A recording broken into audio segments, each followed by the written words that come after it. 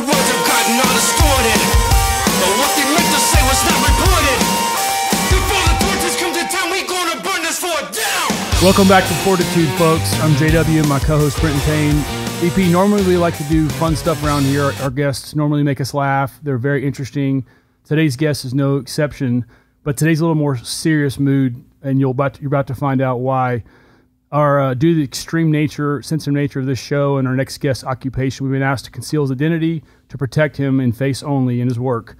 This man, an officer in the human trafficking unit of the Fort Worth Police Department, his name's Wayne Menzies.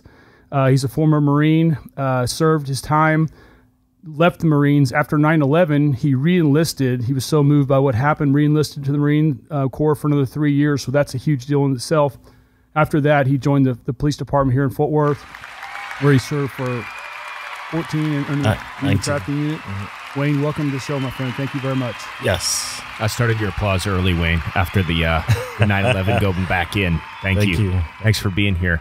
So tell us the 9/11 stuff, because you were out of the Marines and then you went back in. So tell us a little bit about that. Well, I was in the Marine Corps back in the 80s and did 4 years active duty. And then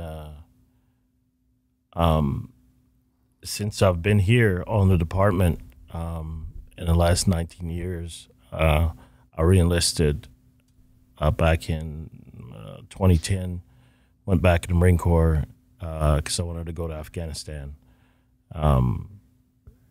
Since 9/11 was a moving issue for me. So anyway, I got my deployment and finished my time out, and here I am. That's great.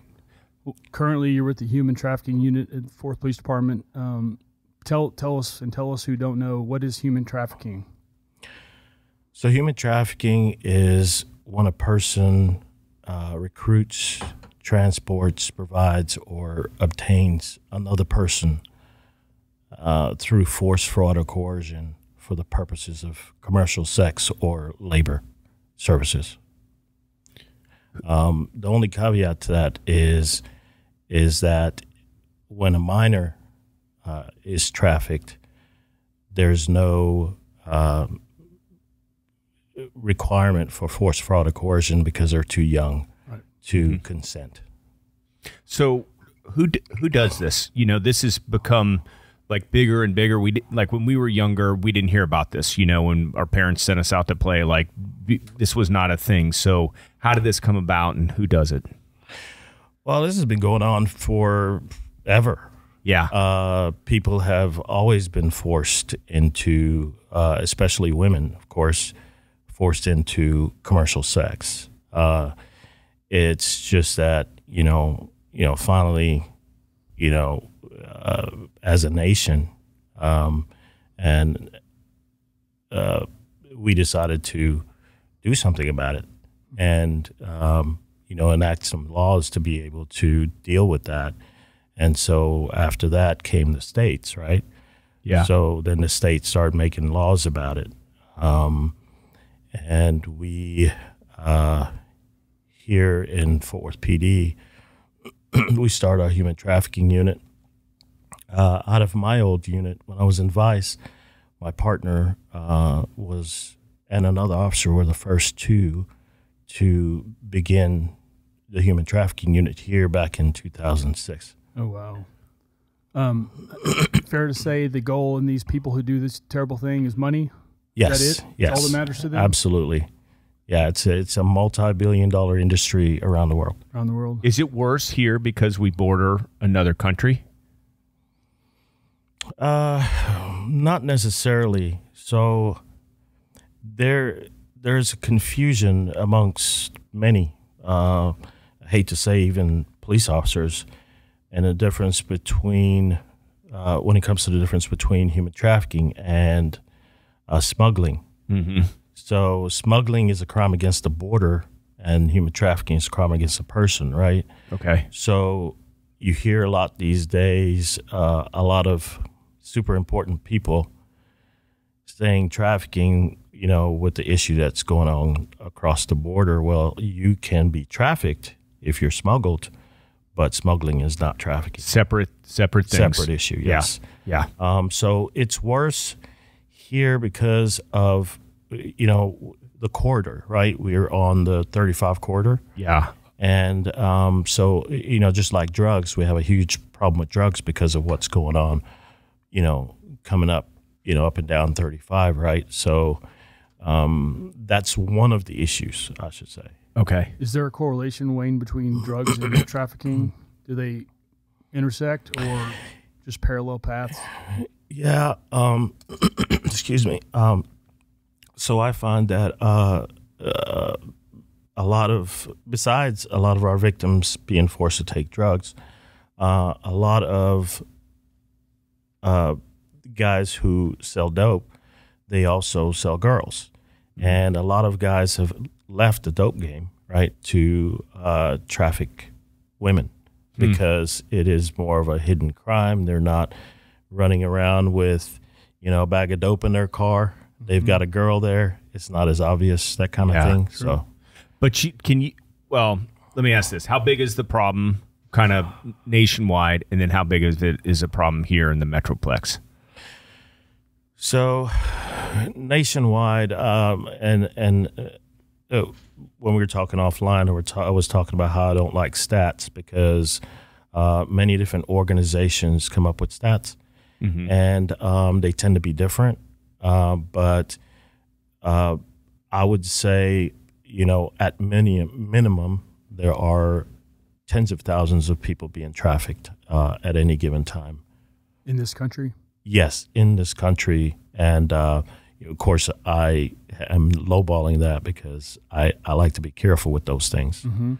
And then what about here in the Metroplex? Like, is it like a trafficking bust? What's one of the larger ones that you've been part of or that's happened in this area? In this area, most of them are not that big. They're more small type operations.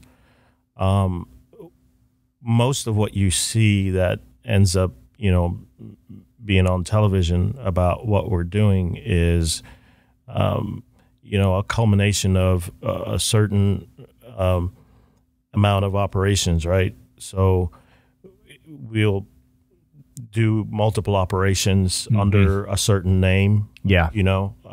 And, you see those big numbers come out, but it's from us constantly, doing that instead of, it being just one group of people doing it. Yeah. Do the television shows that depict this stuff, are they getting closer to reality or further? Well, no, they're not. They're pretty off. So that's the other miseducation. I find that in many ways, television is the most miseducating thing in America because it's so basically confuses people about what is really going on. So most people think of Taken when they think about trafficking, but that's not what it looks like. Taken 1, 2, or I believe there's a third, right? I love them, but that's not reality here in America, and it's not for me to say that it doesn't exist, right? So because in many parts of the world, especially like in the Balkan area, there are cases like that. Right. But here we find more that it is a psychological type thing instead of, people being snatched in white vans, and because of that miseducation, we tend to get tips about white vans and stuff like that. Yeah. So it kind of gets crazy. Yeah. Wayne, who are the typical victims? What does the typical victim look like? So that is really not that simple because victims, they are everyone from, the poor kid, in the high crime neighborhood to the kid that comes from a really nice family in Grapevine. Yeah. And the reason why that is is because, you know, people don't think about, you know, the fact that social media brings a lot of criminals into your home. There are so many people that people wouldn't let into their house, but they give their kids a phone, don't pay attention to what they're doing. They're on Instagram. And those bad guys that they wouldn't let in their homes are in their homes anyway, because they're on the phone in their, you know, 13-year-old daughter's bedroom. Wow. Let's stick to that, Wayne. So you that was one of our later questions, but you're already touching on it. How do these traffickers find their victims? You mentioned social media. Is that the most common right now? Yes. Yes, it is. We've had cases off of multiple social media sites, you know, Facebook, Instagram, Snapchat, all those things. And a lot of our victims are contacted through those sites after traffickers look at their photos and find that it's a good target, and they look at all the problems that they're complaining about, you know, online and stuff, and they contact them. This girl thinks that she has an interested boyfriend who is, you know, around her age or possibly her age, and they go out on a date, and it goes from there. So, and then do they abduct them at the date? Is that what happens, like that, or no? It's more of a coercion, like a mental thing, right? Right. So it starts out as, you know, a girlfriend boyfriend thing, and then they get, you know, typically get sexually involved, and you know, he starts making up stuff like, you know, you can come over to my hotel, and you know, he'll or house or whatever, and she'll go visit, and next thing you know, he's saying that stuff about, you know, he really needs to pay his bills, can she help him out? And then it just grows from there. It's a slowly, you know, slow grooming of the victim. Is there a cultural thing to it? Is it you know, in some places it's like, hey, look at me, you know, like. Yes. So, a cultural thing to being owning people, pimp, you know, trafficking people. I mean, I'm going at that a little bit, but it's kind of throughout, like not just what you would typically think, you know. Yeah. So it is. So, I used to live in Chicago, and I remember the pimps and how they dress. They're typically, you know, these pimps dress in these big hats and all this stuff from way back when. They don't dress like that here, but it is a very cultural thing in the black community here, and really need to get educated on it, because like it's something that is looked up to by many. You know, you see these pimps in rap songs. A lot of these rappers are former pimps also.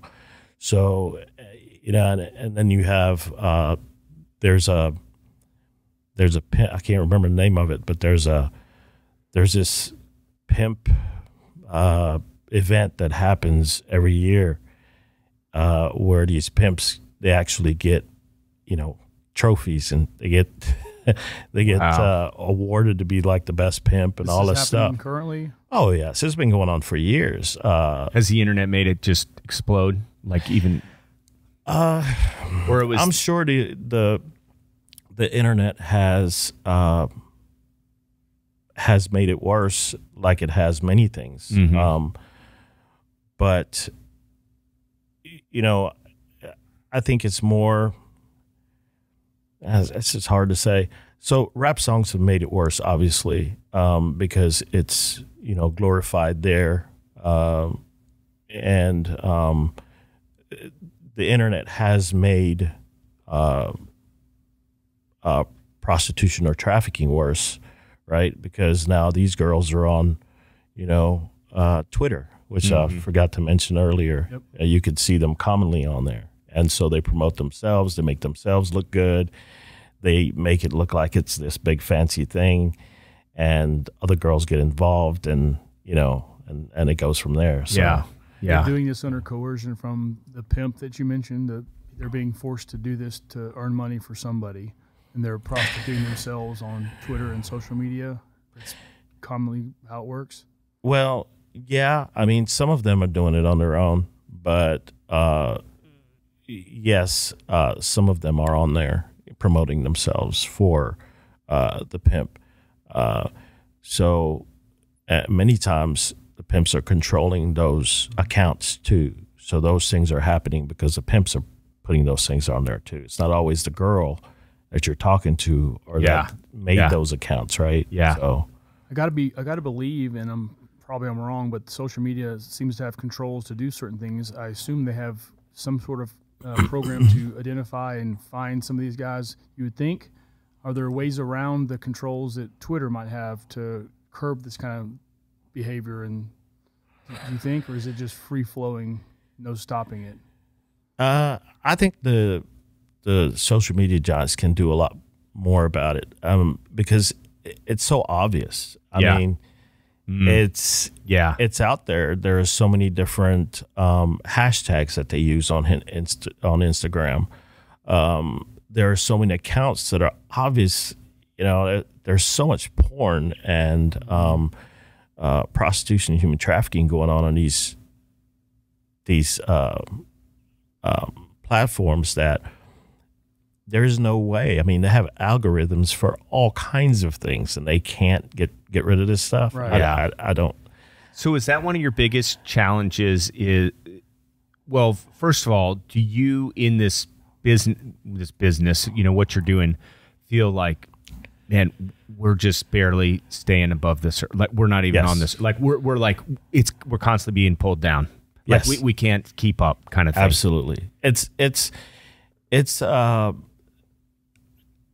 I can't even put words to the magnitude of it. It's so enormous that it would be impossible for all agencies in the United States to stop this thing from happening.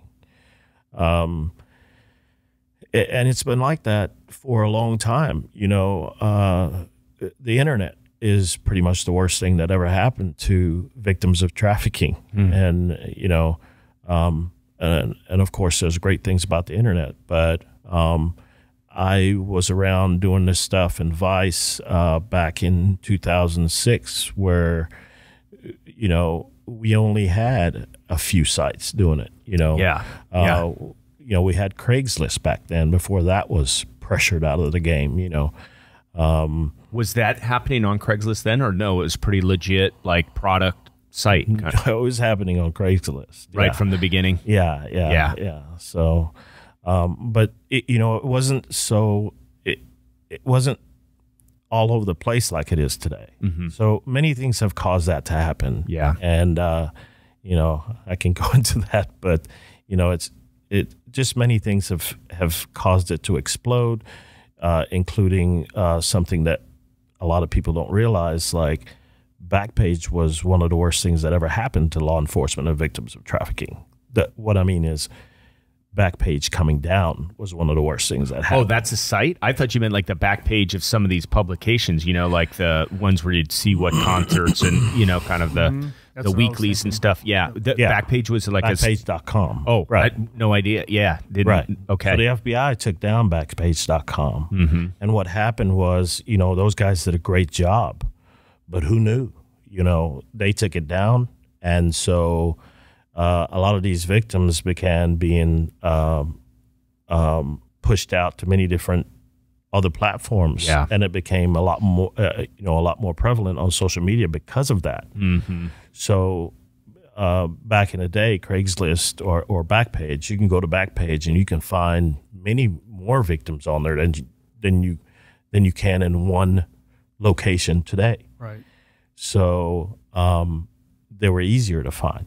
And because Backpage was taken down and they splintered off, it became an issue for us in law enforcement. And that's not the only issue that affected us. That's not the only way that it affected us. It also caused a lot of these guys to say, okay, so Backpage was brought down by the FBI here in the United States, so I'm going to move all my servers overseas.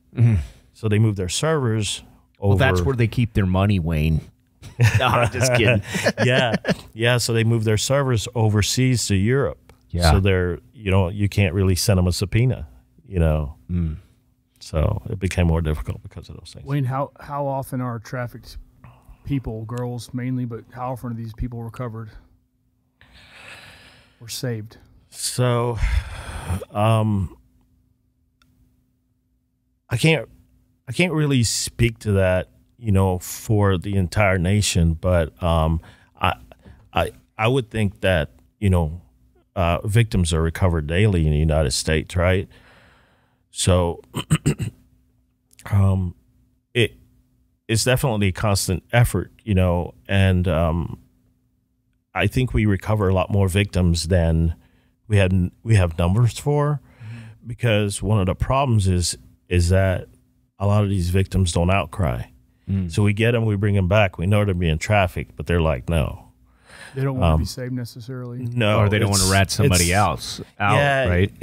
This is not as easy as people think. You can't, these people are not, you look at a lot of these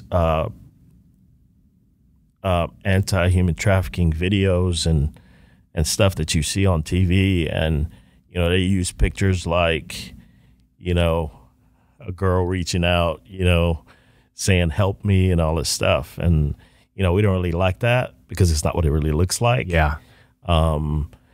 It's not like if you kidnapped a neighbor's kid and, a day later you go get her and she's so happy and running to the cop. It doesn't look like that. Right. Does it look like, the hand sign thing came up recently, and you said that the taken, but does that is that just a total rarity like that? I don't really know what you're talking about. The TikTok, the girl was abducted by somebody, and there's a TikTok sign that means help, I believe. You haven't heard this? No. Anyway, she did it out the window, and it was somebody she knew, maybe a stepdad or somebody. She did it to somebody in the car next door, recognized as a call for help, called the cops, and they pulled her over and got her and saved her. Right. That was what he was talking about. But yeah, I haven't. Okay, I haven't. It's hard for me to keep up with the news. No Yeah, you got your own news probably to keep up with. Yeah, So it doesn't really look like that. Typically, it is like pulling teeth, getting these victims to actually outcry to being trafficked. When you talk about that, then do you ever? I was sitting here listening to you, and I was like, I probably lose like an hour or two just to worrying about life stuff, a night. I got to think, how often does Wayne sleep, and how do you get to sleep? Because you see just the worst in humanity, right? And so, and then you're saying that it's real hard to kind of resolve some of it due to where the victim is. So maybe talk about that a little bit, just kind of what gets you up in the morning and kind of keeps you going, and some of the positives, if there are any, in this stuff. And it's clearly probably a challenge. Yeah, as a police officer anyway, you see the worst things ever, a couple of years in a department, you're going to calls where people's brains are laying on the floor, So I hate to say that you become totally numb to it, and it's not like it doesn't affect you, but you learn how to put those things aside. My lack of sleep times is probably trying to go to sleep thinking about what I'm going to do the next day for some case or something. Yeah. So it affects me in that way, but and. So is it is that like a step ahead? Like I could get the bad guy this way, or is it more like situational? Like if we went here, like that type. Is it more strategy kind of staying awake? Like your mind's going like that? Yeah, you get to thinking about how to be able to find some of them too, because a lot or a huge amount of our victims are runaways. So that's a massive amount part of our problem, right? So a lot of times I'll get a tip on a kid, that they're being trafficked, and I spend so much time doing surveillance and just being out there trying to hunt this kid down, or trying to respond to her ads, because that's what I do, right? Yeah. I contact these kids from these ads and try to get them to come in and meet with me for commercial sex, right? Yeah. So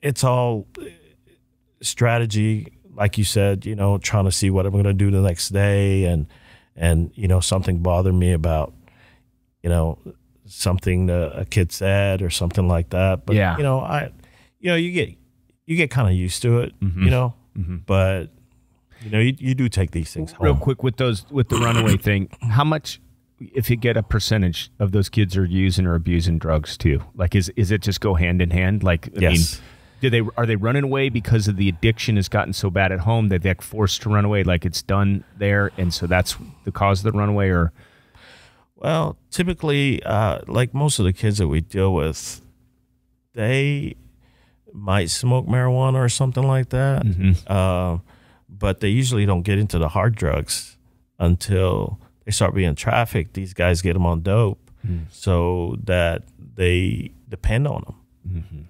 So, if you're using drugs, you can't get it at home. Yeah.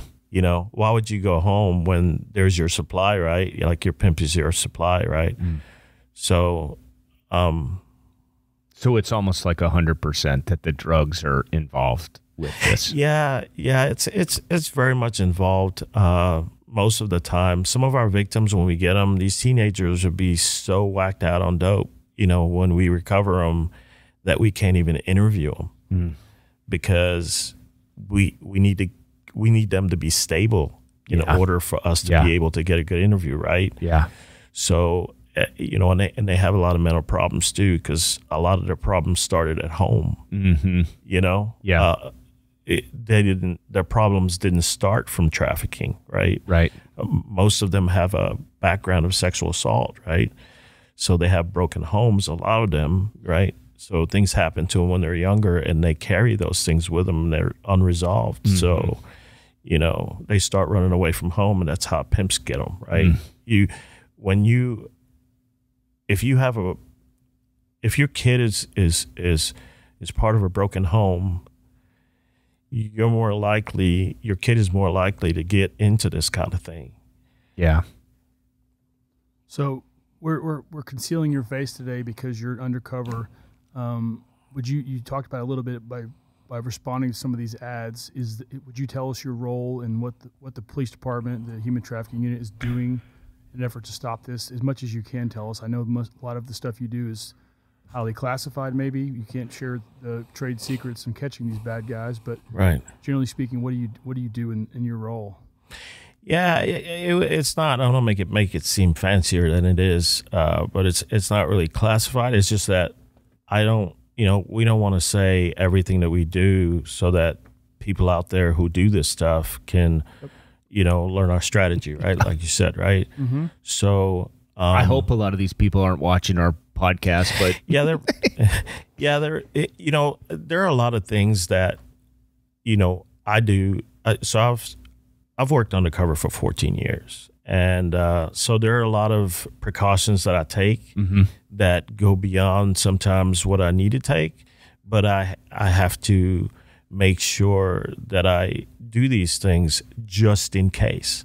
Yeah. So if I'm to say one thing here that affects whether or not I can recover one victim from trafficking, then it's worth it, right? Yeah.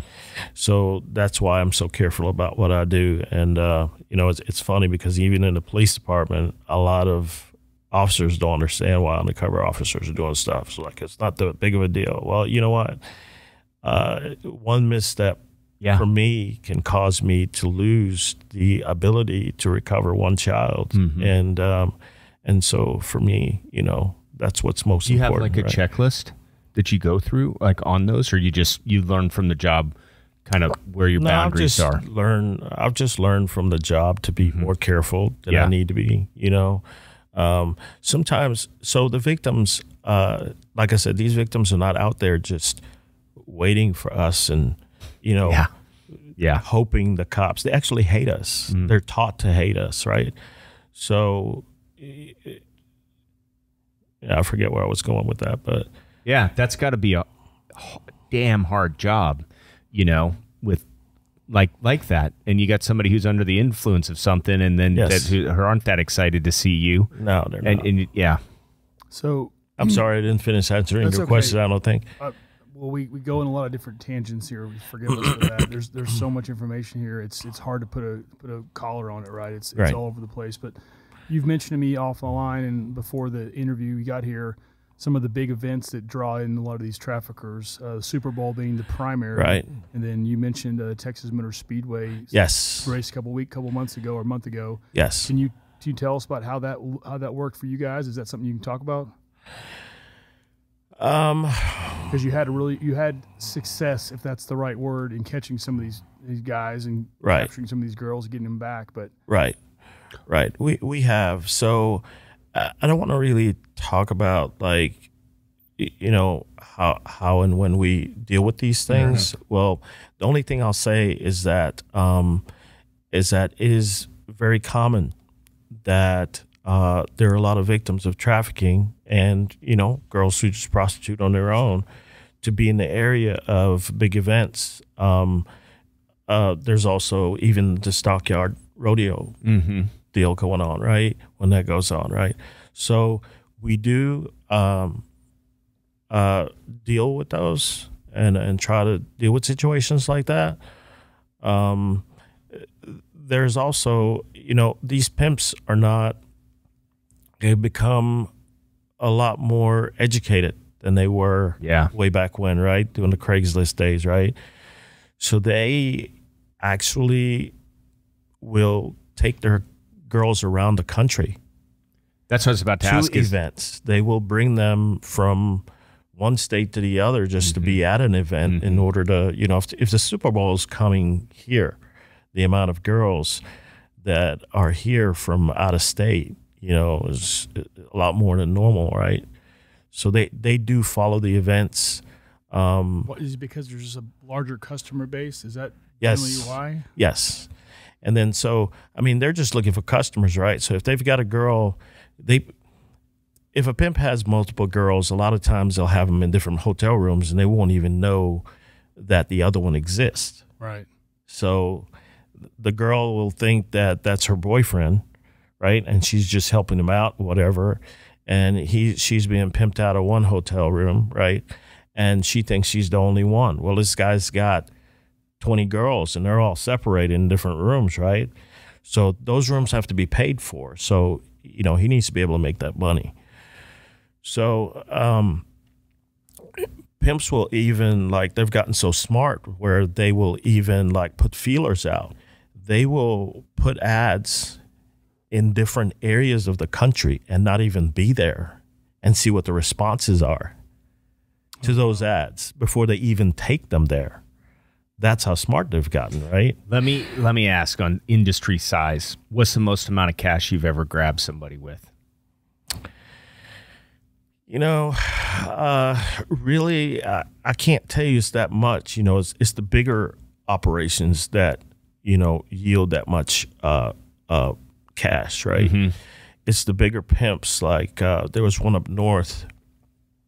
I'm sure y'all probably heard of it, where he was just living in the neighborhood and he had all these girls and he was constantly having parties, so he kept getting complaints on it. North Fort Worth? Yes. Was it a VRBO house? I heard that like VRBO houses are big, you know, to rent houses for the weekend and stuff. This guy was staying. He rented it for that purpose. It's a bigger house. It's way up north. It's up there close to I forget the name of that street, but so it was a big deal because one day Dallas came and they hit the house. I was getting complaints on it and I was investigating it, but I wasn't seeing much. Mm-hmm. But Dallas had couple of different pieces going on. They actually had the pimp getting in trouble over there, and they got an outcry there. So they got the better evidence over there to be able to deal with it. And in the end, what it turned out to be is this guy was there was always fancy cars at the house, Rolls Royces, BMWs, Mercedes, and stuff like that. And so when they hit the house, they found out that this guy had like a team of 5 different girls, or 5 different teams of 5 girls, and he would send them to different parts of the country. So, they had like a day or 2 off or whatever, and he'll send them to a certain area. Like, one team will go down to, let's say, Austin or something. So like he'll go, that team goes down there, and, in those days that they're down there, the East have to bring back, $5,000. So he's getting, like $5,000 per girl, and 5 girls in each team, and he's got 5 teams, and that's how much gas he's pulling in a week, right? These girls, though, you said it before, some of them don't want to be caught or want to stop, but do they, at some point, do they get tired of that life and they realize that this is not okay, or is it just a perpetual monster? They do. I mean, look, in my experience working, these types of stuff, these types of things, and even strip clubs, I've spent an enormous amount of time in strip clubs and Vice, and wherever there is, sexual, promiscuity, but going on with women, I find that the women don't really enjoy what they do, right? Yeah. They're doing it for the money, or they're doing it because they're being forced to, right? Fear, right? Like fear-based action. Right. Yeah. And so a lot of girls that you see in strip clubs are actually victims of human trafficking. And a lot of those girls that you see there, you think they're just dancing. A huge amount of them are actually either being trafficked or they're prostitutes, right? Mm-hmm. So, I went off on a tangent again. Oh, that's good. That's good. I really don't understand why. Listen, I'm a guy, but why strip clubs exist, because it just breeds that kind of filth. And I don't like them. I don't know why. And listening to you and hearing this, there's a problem with the pornography industry and the strip clubs. Right. Why can't they shut that down? Is that, if that were shut down, wouldn't that solve a huge problem? Or would it make it rise, like more? Like, would it, just like the Backpage thing? You think shutting that down and then it starts coming out in other places? Well, I don't know that it would.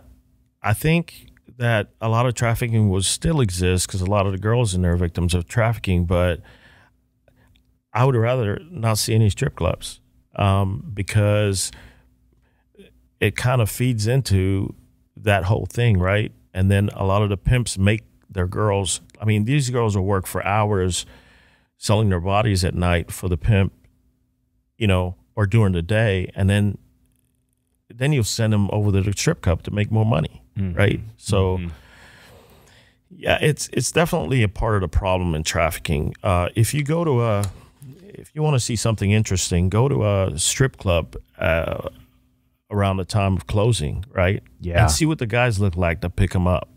Wow. You can tell. Yeah. You can tell. Yeah. You can tell. Yeah. So I don't know many people who are conscious enough at that time, not under the influence. No, I'm being facetious. Yeah, but that's definitely a part of our problem is, our society is so sexual and it's only becoming worse. And so, we as a people need to reel this thing in, because, as society changes and gets more sexual, we're just, promoting this type of thing, to happen. Right. You made earlier, yep. Yeah. So is there a way to measure your successes in this? I know you said it's overwhelming, but like the sting at Texas Motor Speedway or the Super Bowl was here, a decade ago. You grab a bunch of folks and save some girls. Is that considered success in your business? It is, but we don't focus on patting our backs for this stuff at all, because there's so much that goes on, and there are so many girls still out there that it really, it feels good when, somebody gets arrested or you put guys in jail. We did one recently where we got a guy that's was air traffic controller at DFW Airport. Nice. And you know, it felt good to get them. So once in a while, you have something that makes you feel great. Yeah. You know, it's not Yeah. like you're down, you know, all the time. You're not. But, you know, once in a while, you'll celebrate off of some, you know, somebody, you know, getting arrested. But I guess I don't know. I don't really look at numbers. I just take them one at a time. Yeah. And the success is like when you feel good is when you get some of these girls in. Yeah. You know, and you recover Yeah. them. There's girls that I chased for months, you know, that kept going out there. And just lost a lot of sleep Yeah. over, you know, spending many nights, you know, and weekends and stuff doing surveillance, you know, and trying to get a hold of them, trying to call them in from ads. And, you know, the girl will say, yeah, I'm coming. And it's really not that easy. People think why don't you just go recover them? Well, we have this thing called the Constitution, right? Yeah. So, you know, I'm trying to contact them off ads, and they'll say, yes, I'll come. And then they cancel at the last minute. And, you know, so there's a lot of things that, you know, are frustrating when you finally get them. Of course, you're celebrating, you know. But Do you ever have any that come back, you know, after maybe some years of not living that way and thank you? Have you ever had anything like that, you know, like kind of breaking the cycle type of deal? we don't really get to see What happens? Yeah. after much, but we learn it from. So we work with NGOs, non-governmental organizations that help us on the back end to help these people, Yeah. you know, in their recovery. And so we'll find out from them sometimes that, you know, somebody's doing good, or we'll contact, you know, DFPS or what we call CPS, right? And they'll say, yeah, they're doing good. They're doing this, that, and the other. And it really feels good when you hear those stories. Yeah. I feel better recovering the girls than I do putting the bad guys in jail. And it's that I don't like putting bad guys in jail, but I like to see success in the life of the victim. Yeah. Right. Absolutely. Yeah. Especially when they're kids. Sure. Right. You know, they're back in school and they're not on drugs anymore. And, you know, Great to hear. Yeah. so. Are there, is it a fair question to ask you how many specific people are you currently searching for right now? Is it like 10? Do you have a running list? And it's changing every day? I don't really have that number for you. You know, Fair it enough. changes as we get tips in. Yep. So there's a lot of investigation that goes on these tips before we really even get to the point where there's an actual case. You know, because a lot of our stuff is, you know, that's why it's important for people to educate themselves about this issue, because if they're half educated, a lot of people think they're educated, you know. Really? In this day and age? You don't say, Wayne. And then you know, we get the calls where, you know, a guy's driving down the road, Yeah. and there's a teenager in the back seat crying. So they call it in as trafficking, you know. So we get to chase our tails sometimes. Sometimes I have to, you know, spend a lot of time looking into things that there wasn't really anything to, and that happens a lot.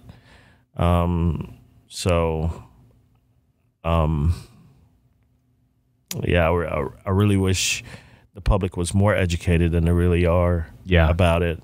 And thanks for doing. Thanks for doing this. So tell us, because it's so important. what can people in the public do to be more helpful, more vigilant?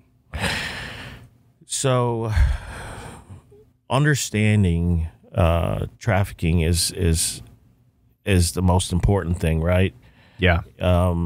What it is, and you know, calling us when, you know, you see a situation. If it's a live situation and you actually see something that's obviously trafficking, call 911. You know, if it's something that is just suspicious to you, you know, you can contact us, and, you know, or the National Human Trafficking Hotline. That right behind you on the screen. Yeah, I had written those things down, but like I said, if it's a, you know, situation that's going on right now, or it's dangerous for a victim, call us, call 911. It's the officer's job to go out there, figure out what's going on, and call us if, if they, their investigation leads to a trafficking situation, right? Mm-hmm.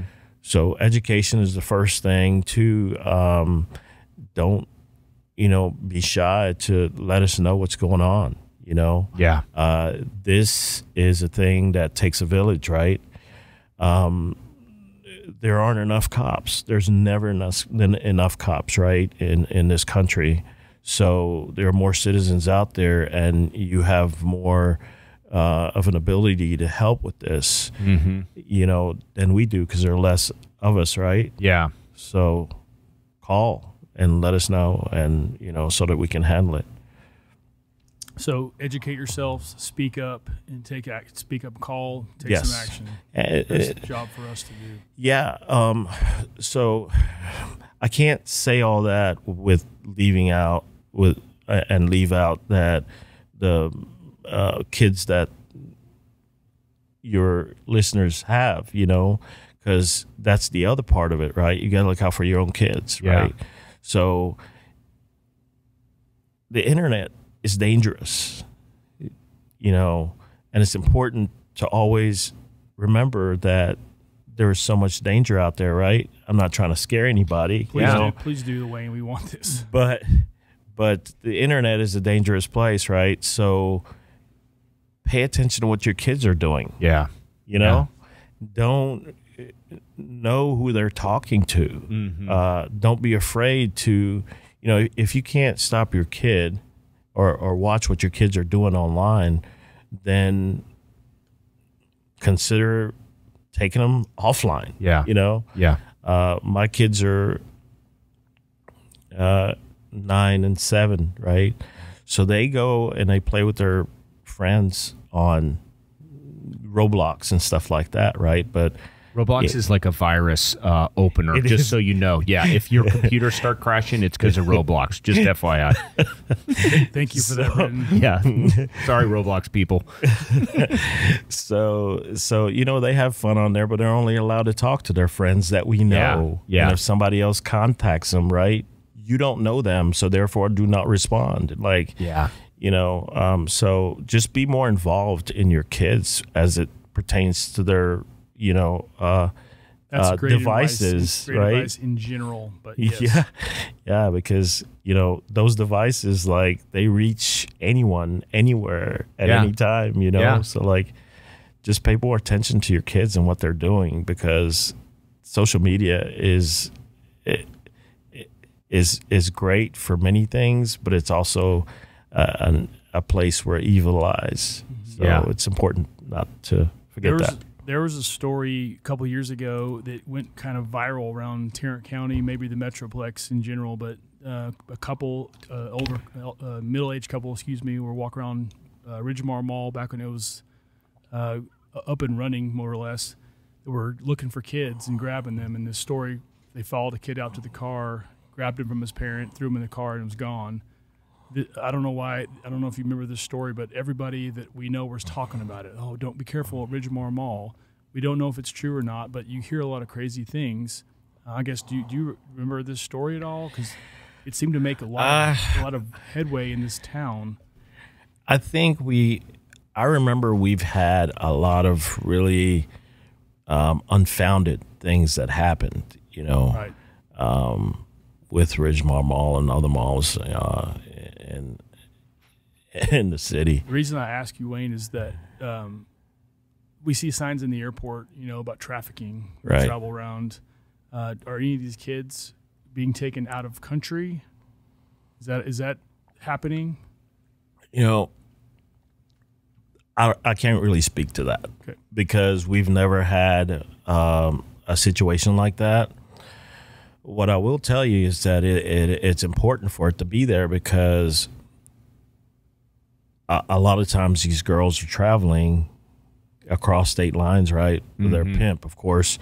A lot of it is flying. I would say that when they travel with them, probably most of the time that they're driving or whatever. But It's important for them to be there, but I can't really speak to them being taken out of the country. That's not something that I've really heard much about at all. Fair enough. The occupation you're in, is it sustainable? Can you do this for a long period of time? Do you find yourself retiring at some point? You got to be close if you came on this show. You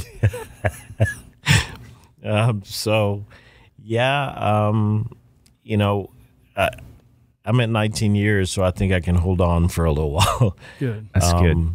Yeah, it's a tough profession to be in general, law enforcement, and being it, you know, for 25 years. And some of these guys do.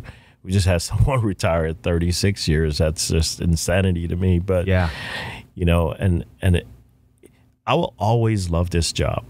I really don't ever want to leave this job, you know, because I love, you know, protecting people, helping people, and stuff like that.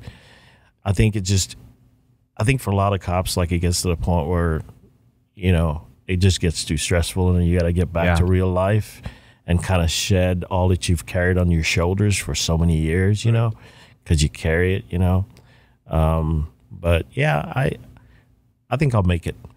Good. Awesome. We're so glad.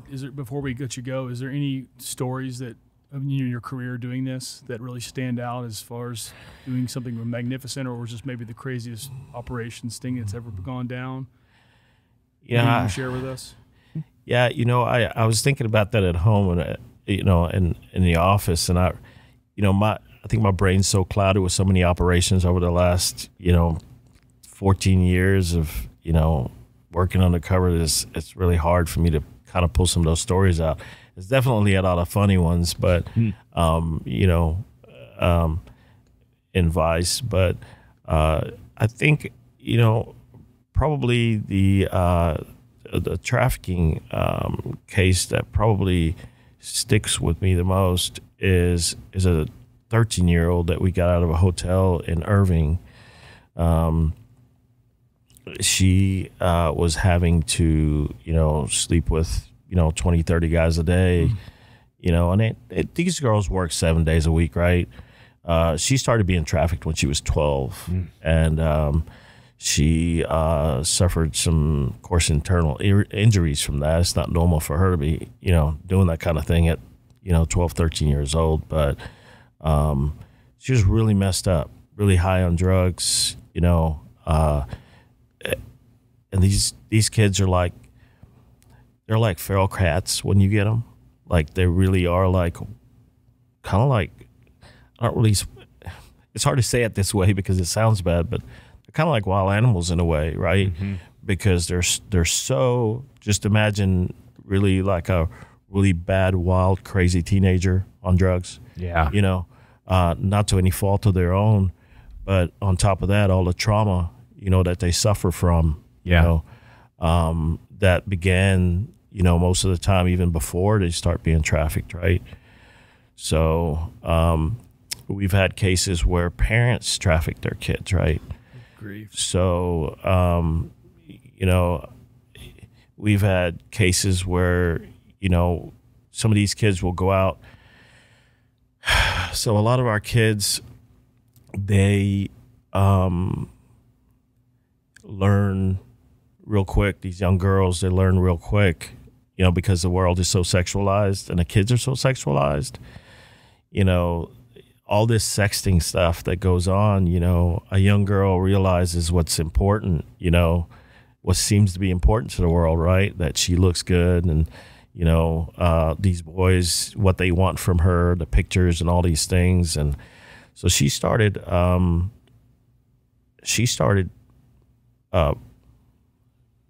her trafficking situation started with her putting herself online. So she was making money doing this stuff on her own, and her mom found out.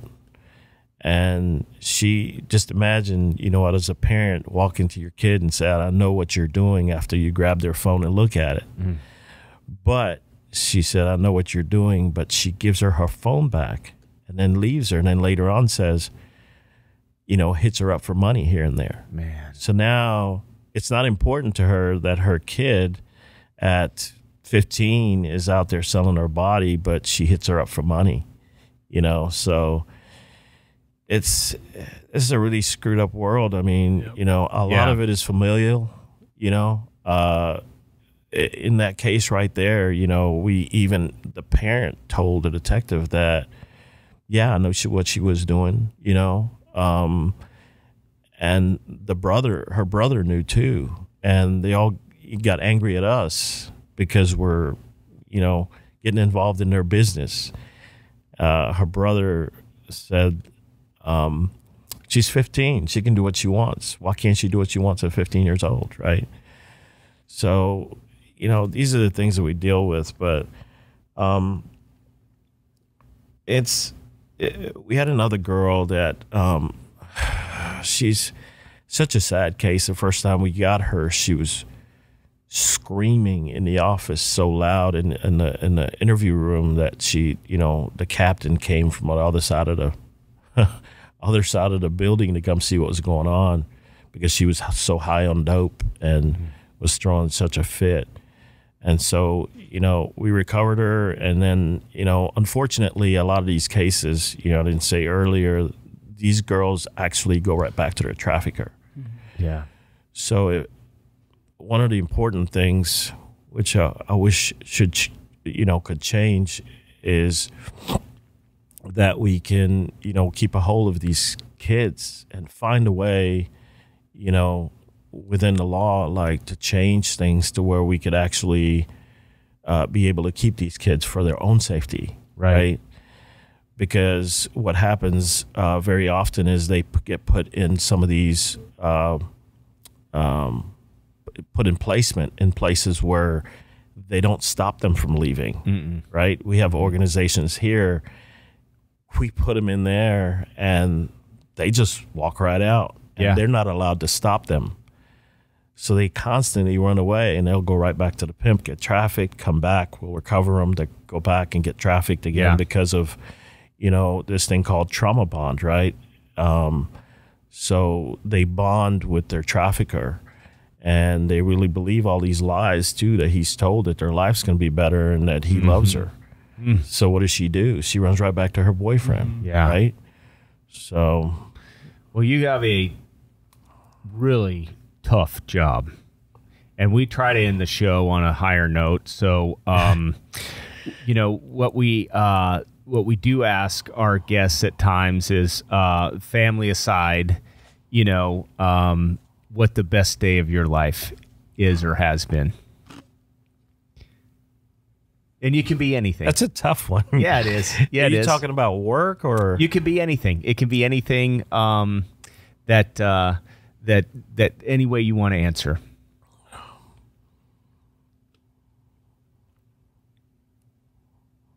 I don't know. That's a really hard one to answer. It could be going back. It could be going back to it's whatever. And if you don't have one, we can take this out. It's whichever. I didn't know it was the best day of my life, right? At the time, right? I was excited, but in 1988, in August, I think it was the 16th, I took a plane from my country to America, and Belize. Yes, and I came to America and I hit ground at Miami International Airport, and it was the beginning of a very beautiful thing that led me to where I am today, and to having a wonderful wife, and being able to have a house in America, and being able to have a good job, have a my kids are great, my wife's great, and America is, it is the best thing that happened to me besides Jesus Christ himself, right? So, that is awesome. Well, Officer Menzies, we appreciate your time. We're grateful for you and people like you. We wish you all the successes in the world in this regard. Don't ever stop. Thank you. Take them all down. You can hear us more on FORTitude FW on social media. Thank you for joining us. We're truly grateful for this education. Thanks, you guys. Thank you.